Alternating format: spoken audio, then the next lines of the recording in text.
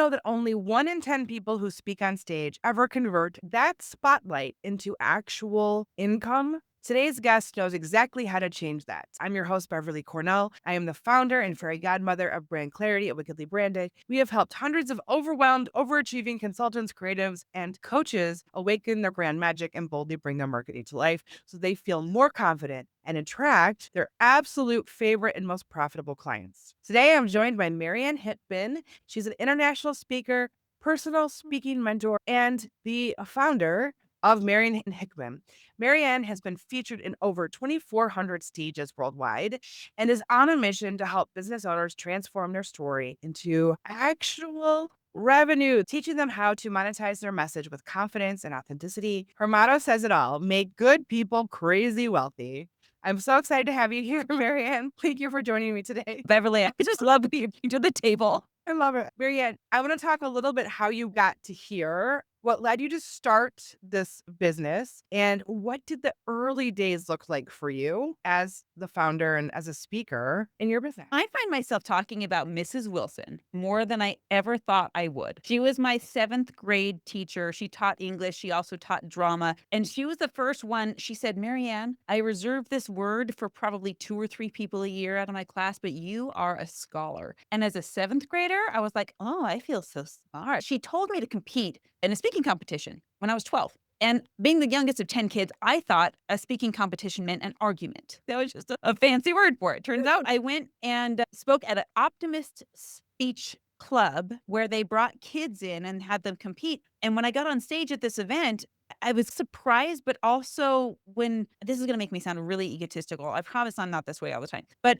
when I won first place, I was like, oh, that felt natural. I want to do this more. It wasn't a one-time thing. So then I went on to regionals and competed there, and I went on to state and I lost. And I was so grateful that I did, because I got to see people that beat me and what they did and how they were better than me. And I was like, wow, okay, now I can learn. And then I promptly forgot about everything. Kept going to school and I kept listening to the societal, go to college, get a bunch of debt, go get a good job, quote unquote, and fall into the system, fall into the machine. And it wasn't until I was, fast forward, married with 5 kids. At the time, my husband really struggled to hold down a job. We went through 11 jobs in the first 10 years of our marriage that he held. I stepped in and went to work. And I remember when the 11th job failed, I was like, okay, I think I just need to go and make the money for the family. Is that what I need to do? Because I'm willing. I just need you to say so. So I did. And I became a conference junkie. I went to speech conferences about speaking. It was like Inception, right? And then I go and learn all about this. And I'll never forget this one event that I went to. And I got a hats off to Kirk Duncan. He gave us almost no time at all, but 30 seconds on stage. And he said, the point is not to absorb the spotlight. That's not the point when we speak. The point is to look at the audience and shine the spotlight from the stage on them. They are why we are here. You've already got some level of credibility. But the point is that the audience, they are the rock stars. I was like, oh my gosh, you're right. And that's the crux of everything that I do when I train public speaking. And I'm not going to say it was glamorous. Once I learned enough about how to communicate, how to speak, how to do a really good call to action, we started climbing out of this money pit that we were in. The reason I hesitate to say that is because that's not a permanent thing. Anyone that's ever made any money in any entrepreneurship journey knows that it's like riding a roller coaster, spending a lot of time white knuckling it, which is why most people hop off the ride or they take the exit before they even get on. Well, I'm not going to sit here and say we've achieved permanent financial freedom, blah, blah, blah. No, but what we have achieved is a permanent way to generate it whenever we need to. You have a replicatable system of sorts to be able to do that. You said something that caught my attention. What's really important, I think, that I hear over and over again with my clients is we always position them as the hero and us as the guide. It's always about them and how do you help them get to where they need to go, right? And so you focusing on the audience, I think is huge. You're up there because you have the medicine that they need and you're there to deliver the medicine in some way. One little taste, maybe it's like a drug. You're like a drug dealer, Marianne. Here's some dopamine for you. No, that's why I put the serotonin molecule in my logo. I love it so much. Maybe that was subconsciously why I chose that as a metaphor today. But yeah, I think when you do it for the right reasons to serve others, that creates more authenticity, creates more connection than if you do it for yourself and it's some kind of egotistical thing. When I remind myself it's about them, it takes the pressure off of me. All that stage fright is just gone. And that's the thing. When you have a conversation, just you and me, or you have a conversation with your best friend and they ask you for help, stage fright is so self centric. When we have stage fright, it's because we're nervous about what we look like or what about me. But it's not about that. It's about what can I do for you? It is the magic wand that says, how do I eliminate being full of stage fright, which is different from nervous, by the way. I think there's a healthy amount of that. Am I going to do a good enough job serving? I care. I care. I want to make sure that they get what I want them to get out of this. And if I do this well, I know they will get it. It's that kind of excitement that I have, nervousness that I have, for sure. When we talk to our clients about getting their messaging right for their website and for who they are, what do they deliver, the transformation they offer, who they help. When we get that right, Marianne, it creates confidence. It does, and it takes up so much work to get that right. There's, like, phases to it. It takes tweaking, and it takes refining, and it takes work. That's when the magic happens. There's so much to say here. Yeah, we work on messaging all day long with our clients, and understanding them is one of the most wonderful, amazing things. I have found that I've been in their shoes. I remember what it felt like to feel burnout. So it's real easy to get in touch with those fears, the realities of their life. I don't think as entrepreneurs we give ourselves enough credit for this, to Mm. try things and the process of elimination. The same thing came to speaking. At first, I worked with all kinds of speakers, but I knew this process of elimination. And Mm. now I'm like, oh, I love working with accomplished business owners who are already in their business, but they've been asked to speak and are, what do I do? So now I work with them. When you're in the process, trying to figure out what you like, first of all, there's that. Second of all, how do we figure out what our audience wants? There's two keys here, and I'm sure you talk about this all the time. Number one is remember where you were 5 years ago. What were you praying for 5 years ago? And then if you're ever confused about what your audience wants or needs, or don't be afraid to just ask them. A lot of entrepreneurs think that makes them look weak or like they don't know anything, but your audience loves it. I open every event with asking my audience, and it's not rhetorical. I said, raise your hand and tell me, because I might throw away my entire slide deck because it's not what you need. That's brave. The one thing that I have found that has really helped me as a speaker is obviously doing the podcast, but also being a guest on other people's podcasts. And I have done this for about a year and a half now. And I have a master's in communication. When I talk to my clients, we talk about visibility and authority building. And one way you can do this through podcasts, through being a guest like you are right now. There's lots of ways to build authority. There's all kinds of things you can do to get out in the world and share your messaging. I was not good at the beginning. Join the club. And people think themselves to be perfect the first time. And I say, no, if you look at my very first podcast, it's a train wreck and it's not me at all. But if you look at myself now and how I run a podcast episode, it's very different. And then I started to have these phrases like that's me. And after a year and a half, I have quite a few of those I can pull out as examples and metaphors, and they're much more natural and they're totally me. But it is an art you must practice. I think you have to do it more than just a couple times to be really good at it. Oh, of course. So this is what's really important. Conversely, as important is the message that we will spend our lives talking about, because how we spend our time is how we spend our life. And that's why when you get so clear on that, you become so emboldened by it. Speaking of communications, you no longer care about all of the fluff. You no longer care if it's, quote, done, blah, blah, blah. Of course, you're welcome to feedback.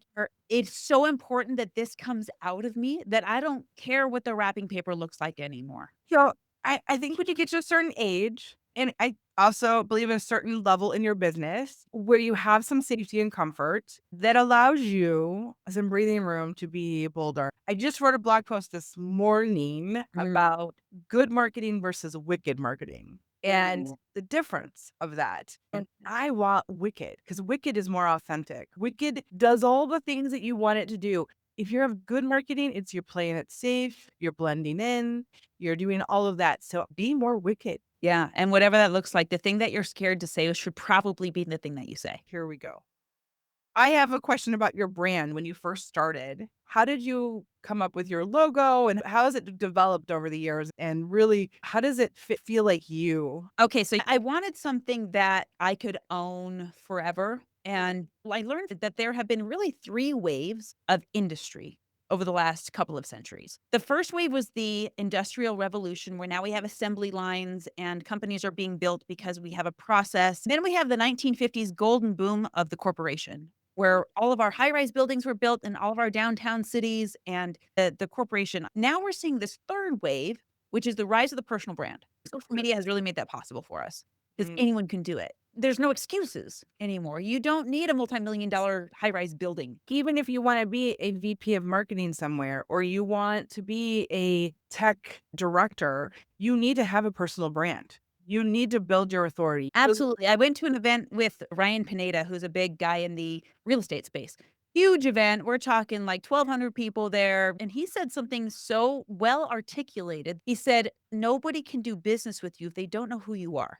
And there's a trust factor that unfortunately does get abused. There's no doubt about that. But there's a trust factor when it comes to working with people. I think we miss as a society, which is why the rise of the personal brand solves that. Oh, and AI is only making that more apparent that we need the human connection. I'm not against AI, it's really fun, but don't lie to me. Just don't tell me it's you. Agreed. You talked a little bit about who your favorite people are. Small business owners who are pretty established. They want to build more visibility and authority. Talk about who they are and then what your process is, the transformation that you offer. Okay, so this is perfect 'cause I'll give a prime example. So my friend, she lives in Miami and she has done astronomically amazing things. Her husband sold their company for a couple $1 billion. I'm not exactly sure how long ago it was, but she came from nothing. And so when she was given the responsibility and the blessing of this affluence, she took it very seriously. She said, I've got to do something impactful. So she started buying schools. She bought an elementary school, gutted it, changed out the staff, changed out their curriculum, and made it something brand new. And she's revolutionizing education for kids. She gutted the entire lunch system. They only feed lunch from a farm that she now owns. She now owns a regenerative health clinic down in Miami. She's been targeted, especially in 2020, by news organizations for her stance and for her beliefs, which asked her to speak last year at Turning Point USA. On her message, because it dovetailed with their mission so strongly, she called me. She said, I have this big speaking engagement. I need your help. We worked together. I didn't write her speech for her, but I gave her the framework of the speech, of this formula for all of this. And I brought this to her and said, our job is to fill this in for you. Put your ink on this framework. And as we worked together for the course of 6 weeks, we honed the speech. I delivered it for her a lot. She delivered it back. And then she took the stage at TPUSA last year. And just, I watched her speech and my jaw hit the floor. She did so well.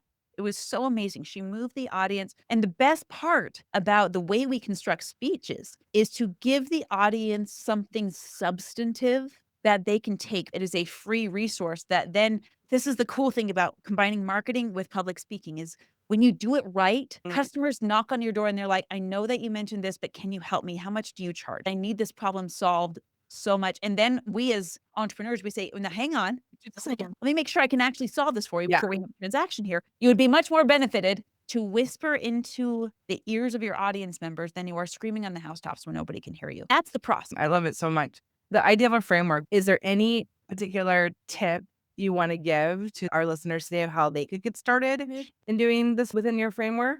Oh, absolutely. So like you said, get the reps in. So what I tell people to do when they very first started getting into the world of public speaking, it's simply podcasting. It's a digital stage, but it's still a stage. And people are like, okay, how do I get booked on more? So I've aggregated a list of over 1,000 podcasts. You can keyword search it by topic, and I just give that away. And if you go to mariannehickman.com/guest, you get access, find the shows that your audience is listening to. The last 50% is split into 2 categories. One of them is your niche. Not I'm talking about your niche market. I'm talking about your interests.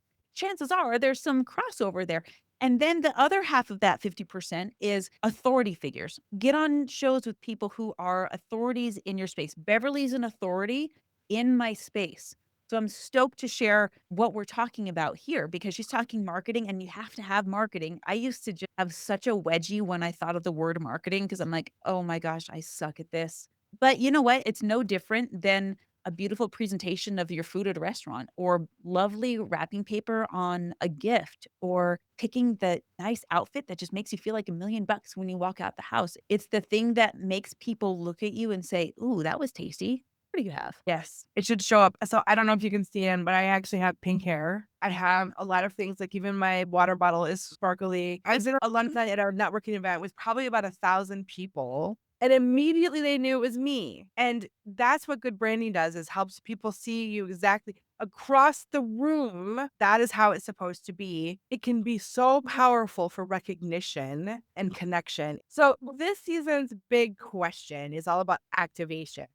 I know that in a speech, you're activating your brand and your marketing at probably the highest level. So, what is the biggest challenge that most of your clients face to get that message and that brand to feel and look like you? First comes from a lack of clarity, like we talked about before.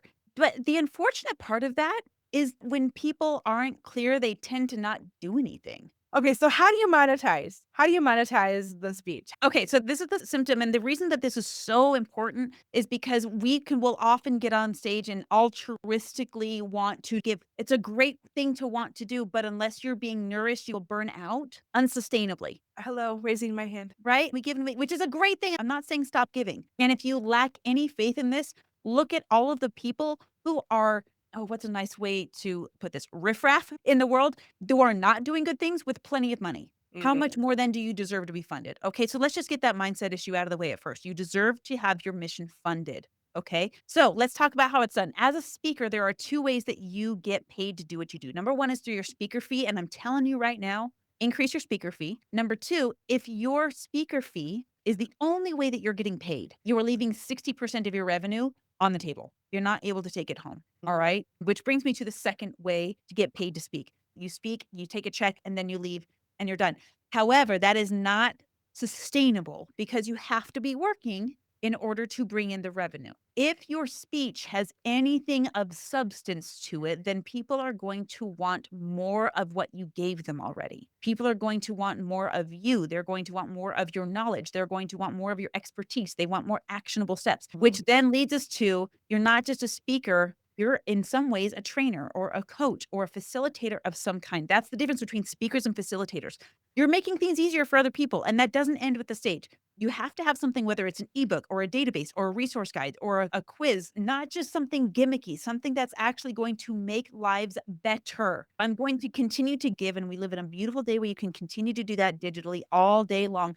You take this email list and you give so much value, and then you ask, but you don't ask for a take, you ask for more ideas. So I just did this week. I said, I'm hosting a speaking competition. If you were to come, what would you expect to see there? What would be really fun for you? And then you get the input and they help you build it. They help you build your product. And then you launch that product. And if you follow the formula, then you create a sustainable income. And if you do it right, you can even put it on autopilot to where now in your CRM, which you better have if you're in business. If you don't have one, call me. Create so much value that they are on the edge of your seat for release day. Imagine having customers that form lines around your business like they do around an Apple building when a new phone comes out. They want it because it solves real problems for them. Imagine having an opening launch day with a product and a digital course and evergreen product that solved the problem so well that you sold out. That's what we're creating, not just gimmicky courses that you can get for a dime a dozen. We're talking about real problem solving, real testimonials, real people knocking on your door and saying, I don't know what I would have done without you. I often share with my clients that when you are on social media, you are leasing your space. But when you own your list, and that's the investment in you can message them anytime you want. There's no algorithm preventing it. That is the thing you want to be able to have at the end of the day. Yes. So that when you launch or when you need feedback or when you need the things, you have this list. So if you could put your information into one bucket, one strategy, email marketing is so much more powerful and can be used from the stage, can be used from a podcast, can be used for many things to be able to grow and give value all day long. So if there's one thing that I would say to piggyback on what you're saying is build your email list. Yes. Yes. You own it. Like you said, a lot of people will look at that and say, oh, email is dead.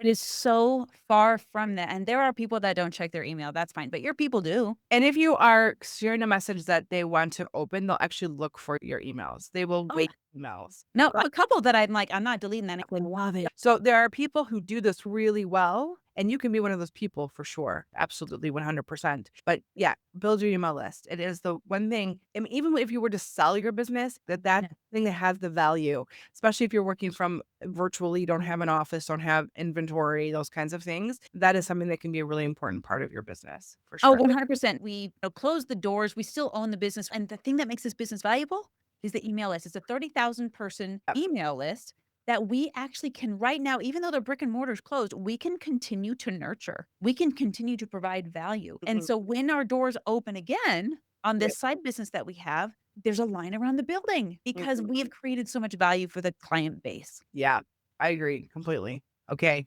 This is the magic hat. And there's tons of questions in here. And I'm gonna let the universe just decide what we're going to talk about today. How fun is that? So it is rapid fire, a little bit more fun. How do you want your customers to feel after working with you? How do I want my customers to feel? I want them to feel like they are the light bulb that turned on. I want them to feel like not that just they have the light bulb, but that they're like emitting it. I want them to feel like they are in their zone of genius, that they are having fun doing what they're doing, that they are just energized by being on stage. I hope people are having fun. I love that. How do you keep your entrepreneurial spirit alive? What do you feed it? Ooh, that is an interesting one. All you gotta do is just go to Indeed and look for jobs and then say, "Nope, actually, I really enjoy what I'm doing. Thanks." No, absolutely. I can't imagine. If your brand had a theme song, what would it be and why? The name of my company on paper is This Is Me LLC. I'm a Greatest Showman super fan, Exactly why we're BFFs. right? Bearded lady and all. That is our theme song. That's a great song. I love it. What's something in your business that brings you pure joy? Podcasting. I get to meet the coolest people. And you know what it does? When you start a podcast for your business, you get to have the best excuse in the book to get someone's attention. And I've had the most incredible people on my show because of the podcast. Yes, I would 100% agree. What's a common misconception about your industry that you'd love to debunk? Okay, so this not only is it a common misconception, but it is the number one question that I get is how do I get more stages? Mm. You are not going to be sitting in your house one day, have some recruiter knock on your door and say, "Hey, we want to pay you $10,000 to appear on stage." Not gonna happen. This is what I tell people. If you want to speak more, quit waiting for the TED stage. Quit waiting for the 10X stage. Just quit waiting for that and go out and produce your own stuff. Start your own podcast. Get on as many podcasts as you can simultaneously. Use that resource if you need to. Start your own event series. So stop waiting for the stage. Stop waiting for the recruiter to call you. Oh my gosh. It's like the build and they will come. No, I used to Mhm. think the work would speak for itself, that I just would keep my head down and do the work, and that would be it. It's tempting to think that. It really is. And you Again, do have to do the work. you have to do the work, but you also have to show up and be visible to have those opportunities. Last question from the Magical Hat. What was the moment you realized your business was successful? This came at the end of our first year as freedom from W-2. And when the company started tanking, I got cut. And so I said, now it's time. I can't go back to a W-2. I just have to make this happen on my own. And my husband was, I love this man. He just said, game on, let's go. And he had so much faith in me. And I had so much faith in him. And we built this together. At the end of that first year, we were doing our profit and loss sheet together. And as we looked through the numbers, we're like, oh my gosh. Our first year in business, when we closed six figures, I was like, okay, let's go. We know what doesn't work to some degree based on this first Mm. year. We know what does. Let's focus on what continues to work. And we've just been doing that ever since. And we just continue to do more of what works and less what doesn't. And that's how we'll spend the rest of our days. And that's how you should look at what is working, do more of that. What's not working, do less of that, or tweak it and see if it does work differently. That's why analytics are so important, because you need to know if it's working or not. I'm bringing out the wand. I'm going to wave the wand and we're going to go back. Let's just go back to 12-year-old Marianne, who did her first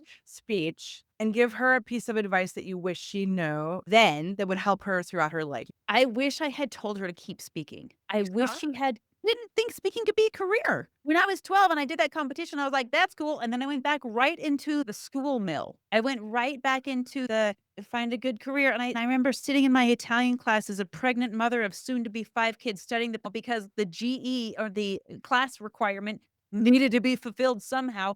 Everyone's 10 years younger than me and way less pregnant than me. And I'm like, what am I doing here? If I had just pursued a speaking Mhm. career at that point, whether it's to lead a speaking chapter, whether it's to get into debate in high school. I wish that I would have kept with it and gotten a decade and a half ahead of where I am now and just kept going. I wish I had done that. What would she say to you of where you are now? She would be like, "Wait, that's all you do? In addition to being mom," which is awesome. "I didn't think that what I said mattered. I didn't think that my voice had any weight to it at all. People listen to you? Are you kidding me? What happened?" That's what she would say. She would be dumbfounded. I love it when our younger selves are proud of ourselves, like the shocked at where we've come. We owe it to them. We're with the magic ones. We are the fairy godmothers, like you said, that the younger version of ourselves were counting on. Yeah, absolutely.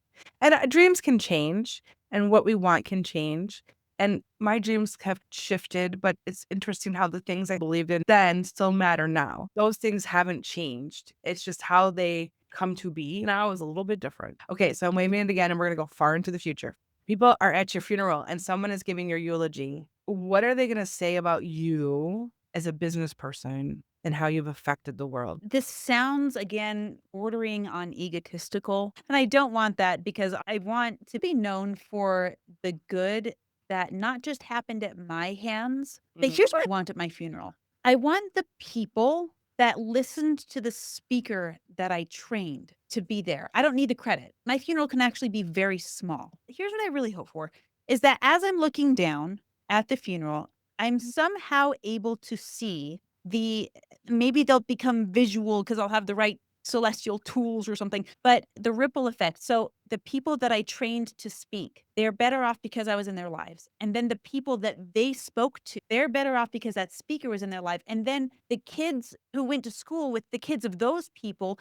didn't get bullied because they became better parents. So I hope to look down and somehow see the ripple effect or the golden threads that said, okay, this person who will never know your name. This person was healed, or this person became a better teacher because you taught the person that taught them. That's what I hope to see. When I think of the ripple effect, it's not just the business owners that I help, but it's their teams that now are stronger. And then they're able to do more work in the communities, which makes the community stronger, which gives opportunities to people who maybe never had the opportunity. I want that as well. And you're right, I don't need the credit. Like, I just want people to have the magic and make the world better. That's what I stand before God accountable for. Yes, absolutely. I did what I did with my life, and this life you gave me has to have meaning and impact in that way. I take that responsibility very seriously in my work. So, yes, I would absolutely 100% agree with you. Okay. The last question is, what does being wickedly branded mean to you? How do you show up wickedly branded? And what advice would you give to our listeners to be more wickedly branded? Be nice to the garbage man. I worked at a big venue and I had events there. It was as often as twice a month sometimes, and then once a month, and then we did once a quarter. It was there a lot. I'll always remember Thomas. He was the backstage guy who made sure the trash cans were emptied and he made sure the chairs were set out and he made sure the parking lot cones were in the right spot. And Thomas, he had a beautiful voice. I caught him singing in the parking lot one day. But you should know the name of the person that pours your coffee. You should know the name of the person that takes out the trash. And how you treat those people should match how you treat your dream celebrity. That's just integrity. There's going to be a chapter in a book I write someday called Know Their Coffee Order. Know them that well. There was a man who emptied the garbage and that he was such a sweet man. And I always made it a point to hold the door open while he brought the trash can inside. And it is reminiscent of Esther in the scriptures when she helps the people who really need it. Same with Mother Teresa. She helps the people that really need it. She's kind to the people that we usually pass right over. That's the thing is just a person of integrity that is the same to the people who empty your garbage as the people whose hand you would be wishing to shake one day. And that's the way your branding and marketing should feel too. Yeah. That's exactly the way it should feel. Your story is so powerful to me because there was a gentleman in my last job who was an immigrant to this country who took care of our trash for us. And he'd come in every day. And I was always working really late because We do. I have a problem. I love my work. That's the problem. And he came in, the office is quiet. He'd come in and I'm like, oh, hello, Olaf. How are you today? And I'm very fine, Miss Beverly. How are you? And he was so sweet. and ask him about his family and ask him what he's up to. And just, he was a person. And every once in a while I'd come in the next morning and he would have a chocolate on my desk. He was so incredibly sweet. And I just think that nobody really saw him. These are people who are working very hard. He took very great pride in his work too. I do believe that. There's so many people around you that has a story that you should be, and you will learn something and you'll gain something. And like I said, like he'd leave me a little chocolate or like a little note saying good morning or something. It was just so incredibly sweet. And he was much older, probably like older than my dad. So he was much older and just incredibly sweet. And you just never know what you're going to find if you ask some questions and get to know them. Yeah, and you never know if they're gonna be nicer when they go home because they met you. And they got appreciated at work. Okay, so Marianne, you talked a little bit about 2026 has some pretty cool things coming. What is coming in 2026 that you're doing a little different, that you're nervous, excited about? So you're nervous, excited about this. Okay. In this year, I do a lot of group work right now, and it is so fulfilling. The calls are so fun. We create a lot of transformation, and I want to do bigger stuff. So I'm morphing that group work, and what we're going to continue to book people on podcasts like crazy. That is so fun to do. We're going to continue to teach public speaking, but I'm taking it on from group and putting it in one-on-one because I find that's most effective. And we're doing a bunch of travel. I've been to over 17 countries, physically in person. I've got a list of podcasts digitally. And you know what I really want to do? I want to take a group of really cool people and go do podcasting in Iceland and go do podcasting in Costa Rica and record episodes with this beautiful backdrop. I am such a better person when I travel and I immerse myself in the cultures of strangers and other people. I become more understanding. I become more curious. So we're going to take tours starting next year. We're going to be taking more tours and we're going to see more places. We're going to create stories worth telling from the stage. We're going to create transformation and we're going to do it with a group of people that loves to tell travel stories without sounding braggadocious about it because it is just, it's so fun. And you know what? We're going to be spending a lot of time nurturing marriages as well, especially for the entrepreneurs. And this is the part of me that's nervous sizes because it is a shift in branding for me. It is a shift in focus for me. Those people that are running businesses in a marriage face challenges unlike any other. Your marriage is the most important relationship other than your God. And you know what it's like to want to report your husband to HR, but he is HR. And what it's like to not see eye to eye on an email that needs to go out and to have this 3-day long argument where you give each other the silent treatment because someone ruffled their feathers the wrong way. And we have got to get back to our marriages being this safe haven for everything that we are building as speakers, as entrepreneurs. So some of our retreats, we're of course going to talk about the process of speaking, how to make money from stage and how to do it sustainably, but built on a foundation where your marriage is safe. And that's what we're getting into next year. Exciting. Thank you for sharing with us today. To be Uh, the first to know, Yeah, I haven't shared it with anybody yet. where can listeners connect with you and your work? Where can they find you, Marianne? I'm most active on Instagram, but if you wanna just text me and get real and have a conversation, just text me. It's 801-509-5495. Just I'd love to just chat with people and connect with them. I'm all over. If you wanna keep your distance and still be a voyeur, just go on social media. I just really enjoyed our time together. So, for my listeners, I really hoped that you enjoyed this incredible conversation with Marianne. I just love her energy. I love what she had to say. I think really what we say all the time from our perspective, from Wickedly Branded, you just reinforced everything, Marianne. So thank you. But to the listeners, I really hope that this episode lit a fire under you, gave you a lot of new ideas, and most of all, inspired you to take some action, take a step to do something for your business, whether it's to get out there and be on more podcasts, to maybe go speak in your local chamber, whatever it is, but to start doing those reps to show up. Because here is the thing, your message matters, your work matters, and the world needs to hear what you have to say. Marketing isn't just about visibility. It's also about that impact, those golden threads that Marianne talked about. It's about connecting with the right people in a way that feels absolutely 100% true to you. So show up or keep showing up, keep sharing your brilliance, and keep making magic in the world. And hey, if you ever feel stuck, know that you don't have to do it alone. You've got Marianne to help you. I'm here to help you. We want to turn your spark into the wildfire it was meant to be. But until next time, I dare you to be wickedly branded. Wow, what an incredible conversation we just had. I hope that this episode lit a little bit of a fire under you to finally bring your brand to life in a way that feels true to you. Remember, clarity is the spark, but activation is that fire and flame that keeps your message and your visuals and your strategy aligned. And the confidence that follows, so does that lovely thing called momentum that you've been waiting for. So if today's episode, if you loved it, make sure you are subscribed to the Wickedly Branded Marketing Podcast so you never miss an insight or a conversation. Until next time, dare to be wickedly branded.